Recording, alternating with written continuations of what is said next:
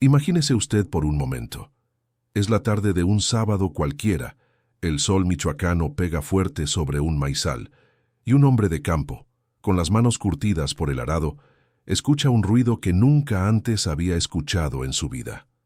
No es un trueno, no es un temblor común, es un rugido que sale de las entrañas de la tierra, justo debajo de sus pies. Ese hombre no lo sabía todavía, pero en cuestión de horas iba a presenciar algo que ningún ser humano había visto jamás con sus propios ojos y en tiempos modernos: el nacimiento completo de un volcán, desde el primer suspiro de humo hasta la última gota de lava, 9 años después. Y a pocos kilómetros de ahí, en un pueblo con una iglesia de cantera rosada que llevaba 3 siglos en pie, miles de familias michoacanas estaban a punto de perderlo todo: sus casas, su templo, sus tierras, el lugar exacto donde estaban enterrados sus abuelos. Todo eso quedaría sepultado bajo un mar de roca hirviendo. Esta es la historia real de San Juan Parangaricutiro y del volcán que lo enterró vivo, el Paricutín.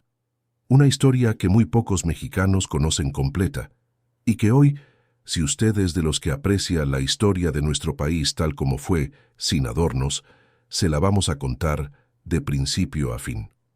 Antes de seguir, si usted es de los que disfruta este tipo de historias de nuestro México, de esas que casi nadie cuenta con el respeto que merecen, suscríbase al canal y déjenos un like. Nos ayuda más de lo que se imagina para que sigamos trayendo estas historias que forman parte de nuestra memoria. Ahora sí, vámonos para Michoacán, al año de 1943. ¿Sabía usted que existió un pueblo mexicano tan antiguo y tan querido por su gente, que cuando la lava lo estaba tragando, los habitantes entraban corriendo a salvar los santos de la iglesia, arriesgando la vida, antes de salvar sus propias pertenencias? Ese pueblo se llamaba San Juan Parangaricutiro, y para entender la tragedia que le tocó vivir, primero hay que entender lo que era antes de que el infierno se abriera bajo sus pies. San Juan Parangaricutiro no era un pueblo cualquiera. Era una comunidad purépecha fundada desde la época colonial, con raíces que se hundían profundo en la tierra michoacana, en ese eje volcánico que atraviesa el estado como una cicatriz antigua. La gente vivía del maíz, de sus huertos, de sus animales, del trabajo honesto de la tierra, tal como lo habían hecho sus padres y sus abuelos antes que ellos. En el centro del pueblo se levantaba el orgullo de toda la región: el santuario del Señor de los Milagros, una iglesia de cantera rosada cuya construcción había comenzado allá por 1618. Más de 300 años de historia guardados entre esos muros. Generaciones enteras habían sido bautizadas ahí, se habían casado ahí, habían enterrado a sus muertos con esa torre como testigo. Era un centro de peregrinación importante en toda la región purépecha, un lugar al que llegaban fieles de distintas partes de México a rendir tributo, a pedir un milagro, a agradecer uno ya cumplido. La vida en San Juan Parangaricutiro tenía ese ritmo lento y profundo de los pueblos michoacanos: las campanas marcando las horas, el olor a leña quemándose en las cocinas, los hombres saliendo al campo desde temprano, las mujeres moliendo el nixtamal, los niños correteando entre las calles de tierra. Nadie, absolutamente nadie, sospechaba que a pocos kilómetros de sus casas, en un maizal aparentemente tranquilo, la tierra ya estaba temblando desde hacía tiempo, preparándose para partirse en dos.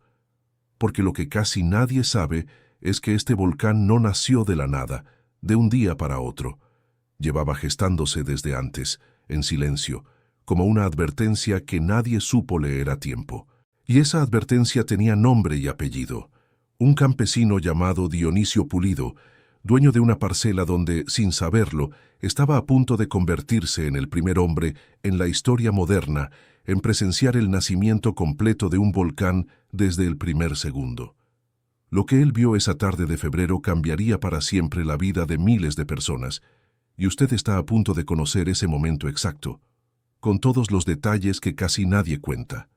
Todo empezó con un hoyo que la propia gente del pueblo ya conocía desde años atrás, y al que simplemente le decían así: el hoyo. Nadie le daba mayor importancia. Era parte del paisaje, como cualquier accidente del terreno. Nadie imaginaba que ese hoyo, ese día de febrero de 1943, iba a partir la historia de Michoacán en un antes y un después. Era la mañana del 20 de febrero de 1943. Dionisio Pulido, campesino purépecha, trabajaba su parcela junto a su esposa, Paula Rangel, y un jornalero de nombre Demetrio Toral. Un día de trabajo como cualquier otro. El sol, la tierra, el arado, nada anunciaba lo que estaba por venir. Alrededor de las 4 de la tarde, Pulido notó algo extraño en esa grieta que conocía de toda la vida. Empezó a salir humo. Un humo fino, gris, casi como una neblina que subía desde la tierra misma. Y junto con el humo, un ruido sordo, subterráneo, como si algo enorme estuviera despertando ahí abajo. Según su propio relato, aquello parecía una especie de polvo gris muy fino que se levantaba de una hendidura en el terreno y que en cuestión de minutos empezó a crecer con una rapidez que ningún ser humano había presenciado jamás en tiempos modernos. Imagínese usted el miedo de ese hombre. Usted está arando su tierra, la misma tierra de siempre, y de pronto el suelo bajo sus pies empieza a temblar, a humear, a rugir. No hay manual para eso. No hay forma de prepararse para ver nacer un volcán frente a sus propios ojos. En pocas horas, ese pequeño hoyo ya no era un hoyo. Era un cono de varios metros de altura, escupiendo piedras y ceniza. Para la noche de ese mismo día, los habitantes de San Juan Parangaricutiro, a varios kilómetros de distancia, ya podían ver una columna de fuego iluminando el cielo y escuchar las explosiones retumbando desde sus propias casas.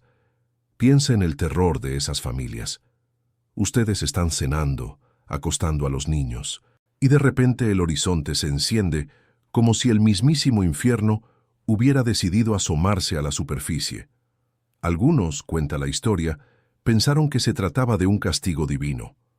Otros creyeron que el fin del mundo finalmente había llegado. Y en cierto modo para ellos, así fue. El fin de su mundo tal como lo conocían. Pero lo que estaba pasando esa noche en ese maizal de Michoacán era apenas el primer capítulo de algo mucho más grande. Porque ese pequeño cono de tierra y ceniza que había nacido esa tarde, apenas unas horas después, iba a duplicar su tamaño. Y lo que siguió durante los próximos días fue tan violento, tan rápido, que hasta los propios científicos que llegaron después no podían creer lo que estaban midiendo. ¿Cuánto tiempo cree usted que se tarda en nacer un volcán de más de 30 metros de altura? ¿Semanas? ¿Meses? Aquí en Michoacán, en 1943, le tomó apenas un día.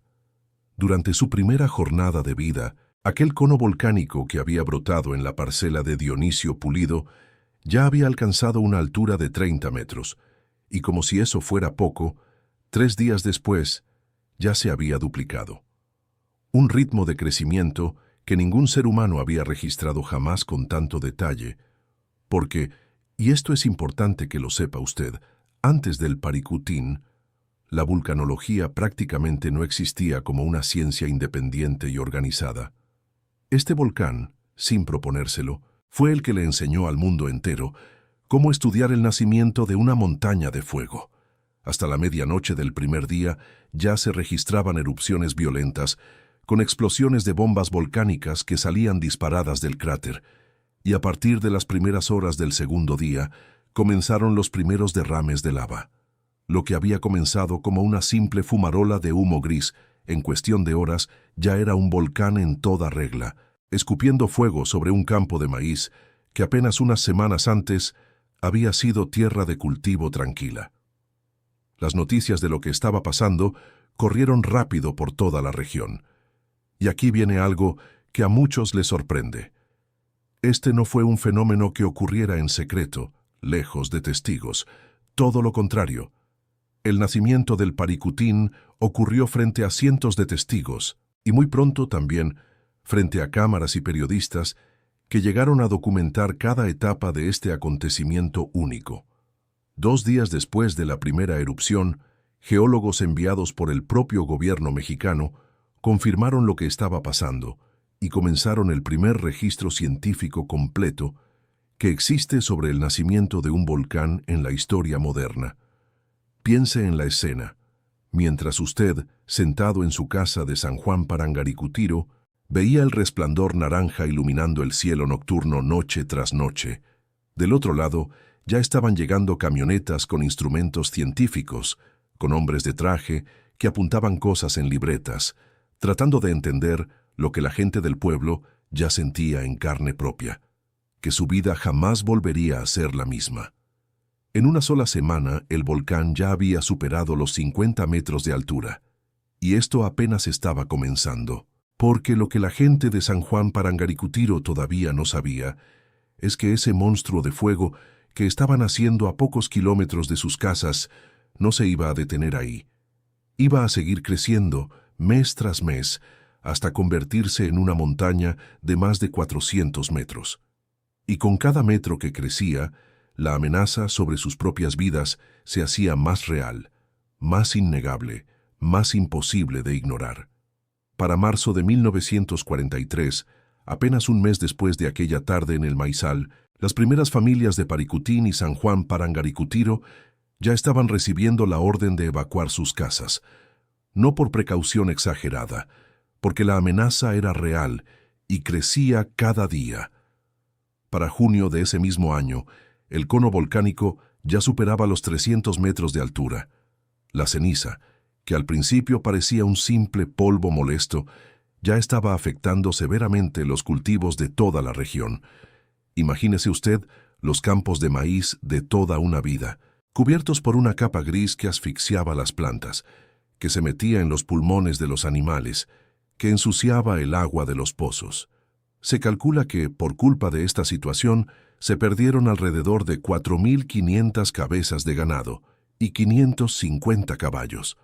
Para gente que vivía de la tierra y de sus animales, esto no era un simple inconveniente, era la ruina, y mientras tanto, el volcán seguía sin dar tregua. En octubre de 1943 apareció una segunda boca eruptiva, a la que la propia gente de la región bautizó como Sapichu, que en lengua purépecha significa niño. Desde entonces, muchos empezaron a referirse al Paricutín como la volcana, como si fuera una madre que acababa de dar a luz a un segundo hijo de fuego. Un detalle que muestra algo muy propio de nuestra gente. Hasta en medio de la tragedia, encontraban una manera de nombrar lo que vivían, de darle sentido, de convertir el miedo en algo con lo que se podía convivir, aunque fuera a la fuerza. Las lavas que salieron de ese nuevo cráter fueron las que, finalmente, sepultaron por completo los pueblos de Paricutín y San Juan Parangaricutiro, obligando a evacuar a cerca de 3.000 personas. Piense en lo que significa esa cifra. No son números en un papel, son familias completas, abuelos que habían nacido ahí, niños que no conocían otro hogar, todos obligados a dejar atrás generaciones de historia, sabiendo que jamás iban a poder regresar a esas mismas calles, a esas mismas casas.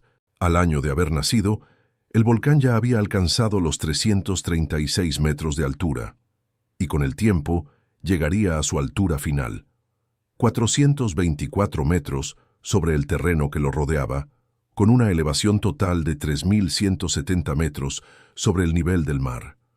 Una montaña completamente nueva, nacida de la nada, en el patio trasero de gente que apenas unos meses antes solo pensaba en la próxima cosecha. Pero lo más difícil todavía no había llegado, porque una cosa era ver el volcán crecer a lo lejos, y otra muy distinta era ver cómo la lava, poco a poco, día tras día, se iba acercando a las mismísimas calles de San Juan Parangaricutiro. El pueblo entero estaba a punto de vivir su capítulo más doloroso, el momento exacto en que la lava tocó sus casas, y la gente tuvo que decidir, en cuestión de horas, qué era lo único que se llevarían para siempre. Hay un momento, en toda tragedia, en el que la esperanza se termina. Para la gente de San Juan Parangaricutiro, ese momento llegó en 1944, cuando las coladas de lava finalmente alcanzaron el pueblo. Durante meses, los habitantes habían visto crecer al volcán desde lejos, habían escuchado sus explosiones nocturnas, habían aprendido a vivir bajo una lluvia constante de ceniza. pero siempre, en el fondo, quedaba una esperanza silenciosa de que la lava no llegaría hasta sus propias casas, hasta su propia iglesia, hasta las tumbas de sus propios abuelos. Esa esperanza se apagó cuando el río de roca fundida, lento pero imparable, entró finalmente al pueblo. La evacuación definitiva se dio en 1944. Y aquí es donde la historia se pone verdaderamente conmovedora, porque no se trató simplemente de juntar maletas y huir. La gente de San Juan Parangaricutiro, antes de abandonar sus casas para siempre, hizo algo que muestra el tipo de fe y arraigo que tenía esta comunidad. Entraron a su templo, el santuario del Señor de los Milagros, y rescataron lo que pudieron de las imágenes religiosas, de los objetos sagrados que habían acompañado a sus familias por generaciones. Sabían que estaban a punto de perder su pueblo entero, y aún así, su prioridad fue salvar lo que consideraban más valioso: su fe, su historia, su identidad. La lava cubrió el pueblo durante varios meses, avanzando lenta pero sin tregua, sepultando calle por calle, casa por casa. Para 1945, el volcán ya había destruido por completo el pueblo vecino de Paricutín y había sepultado la mayor parte de San Juan Parangaricutiro. Miles de personas tuvieron que ser reubicadas en un nuevo asentamiento que se fundó específicamente para recibirlos, el poblado de San Juan Nuevo, también en Michoacán. Deténgase un momento a pensar en lo que esto significó para esas familias. No fue solamente perder una casa, fue perder el lugar exacto donde habían nacido, donde se habían casado, donde estaban enterrados sus padres y sus abuelos.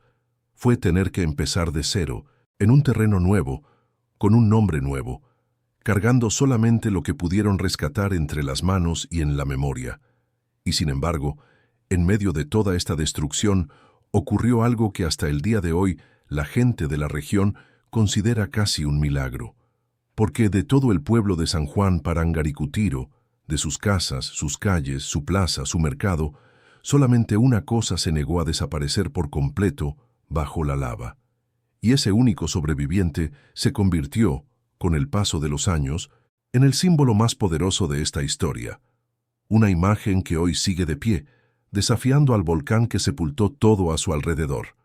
Hay una imagen que, si usted alguna vez la ha visto en fotografía, seguramente no se le olvida jamás. Una torre de campanario, de piedra rosada, asomando en medio de un mar interminable de lava negra y solidificada. Como si la mano de Dios hubiera detenido el fuego justo ahí, para dejar un testigo. Del antiguo santuario del Señor de los Milagros, esa iglesia que llevaba más de 300 años siendo el corazón espiritual de San Juan Parangaricutiro, la lava sepultó casi todo. El resto del pueblo desapareció por completo bajo la roca volcánica.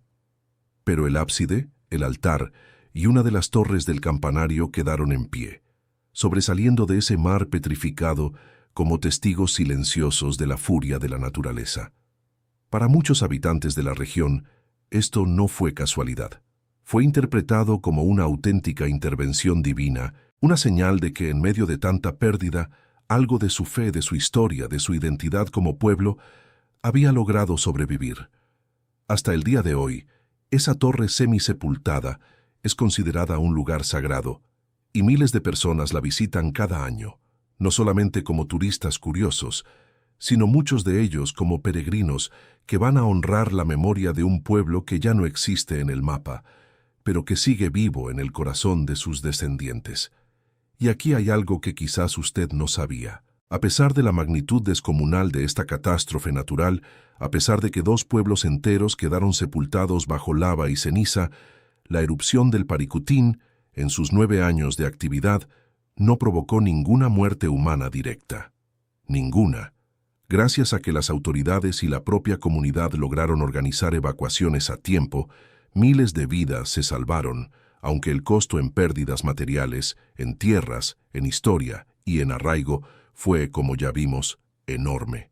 La gente que fue reubicada en San Juan Nuevo no olvidó jamás su pueblo original.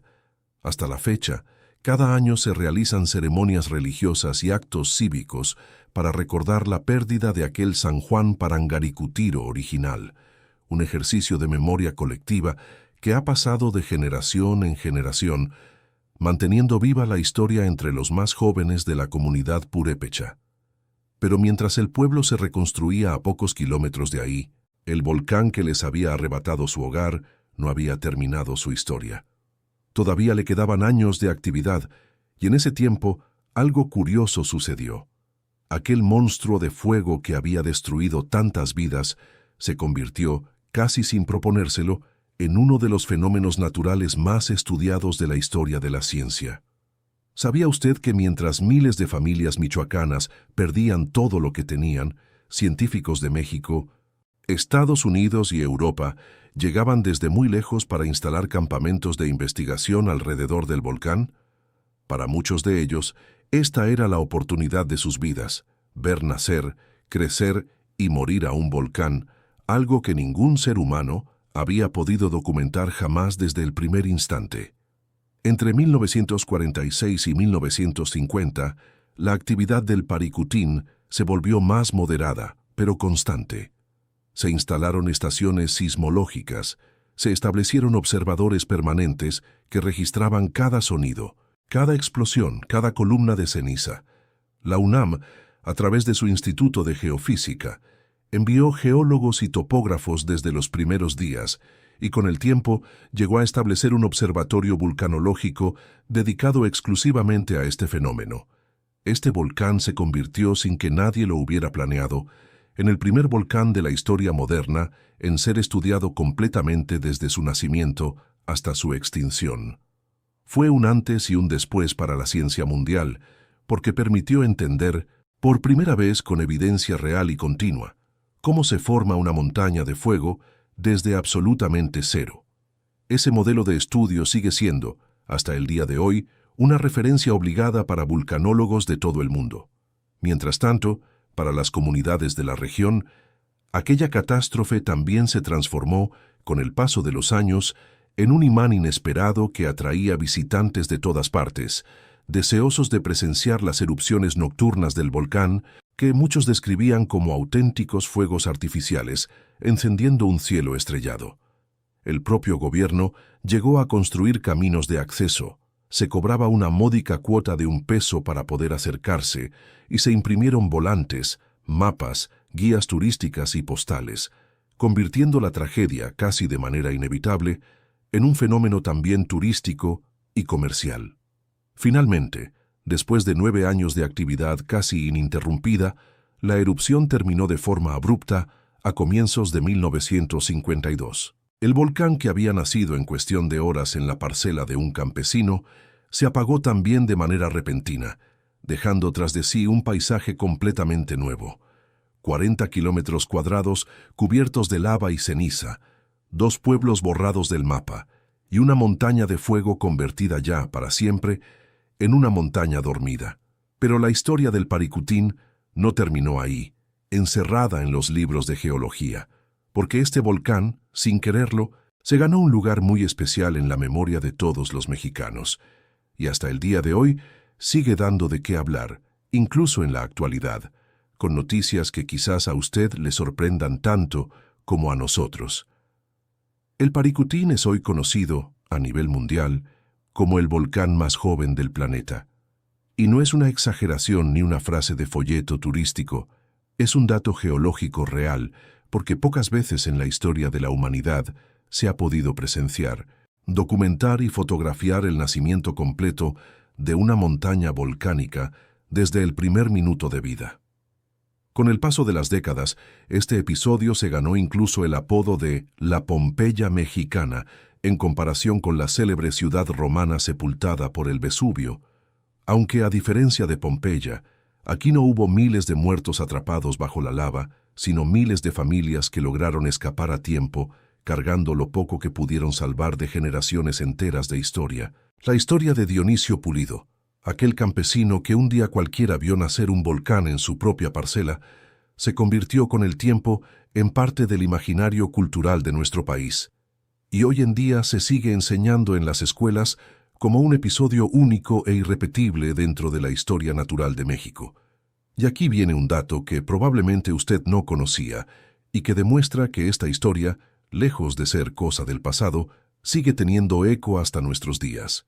Después de los sismos registrados en la región en 2019 y 2022, comenzaron a aparecer nuevos enjambres sísmicos cerca de la zona de Los Reyes, Michoacán. Entre 2020 y 2021 se registraron también movimientos sísmicos en la zona conocida como Paricutín-Tancítaro, lo cual, según especialistas del Instituto de Geofísica de la UNAM, podría ser el antecedente de un nuevo proceso volcánico en esa misma región. La tierra michoacana, al parecer, todavía no ha terminado de contarnos su historia. Para la comunidad purépecha de la región, el Paricutín no es solamente un accidente geográfico, ni un simple tema de estudio para geólogos. Es una parte central de su identidad, de su memoria colectiva, de la manera en que entienden su relación con la tierra que los vio nacer.